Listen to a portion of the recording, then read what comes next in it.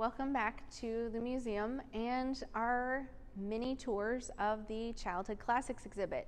Today we're going to be talking about the section of the exhibit that talks about expanding diversity in children's books.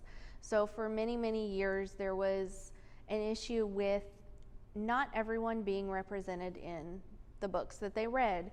So kids couldn't always identify with the kids that they were reading in the books because they didn't look like them. And so there's been a lot of increase over the years, although of course there's always still more to be done in representing people of all different religious beliefs, races, cultures, countries, things like that through books. And so this is a small section of some of the books that represent some more diverse characters. So the first one is from a story called Don't Forget, that is about a little girl who is trying to bake a cake for her mother's birthday, and she has a list of things she needs to get, and she meets all these different shopkeepers and people along the way, including people who were Holocaust survivors, and she learns more about what they've been through and experienced, and it's the whole lesson of the story is not forgetting what has happened, and making sure that we don't repeat the same things that have happened and honor what those people have gone through. So the next one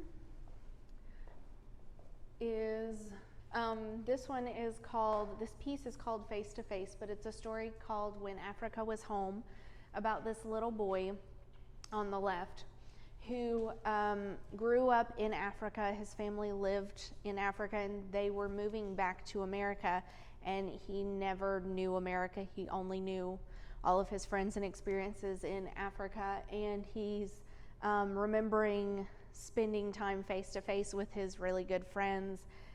But the book goes through all of the different things that are totally different in America from what he had where he grew up, and the only place he knew as home, and what he misses and things like that, particularly his friends and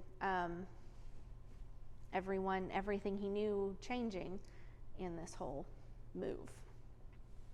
And then we have one more that we're going to talk about at least, that's called, it's this one up here, that the illustration is called Eight Complete Circles, but it's from a book called Nappy Hair, about this little girl who's learning to love her hair the way it is. She's this real fun, spunky, energetic little girl whose hair is different from some, and she's learning to love her hair and appreciate what she has, and that her hair is unique and beautiful as well.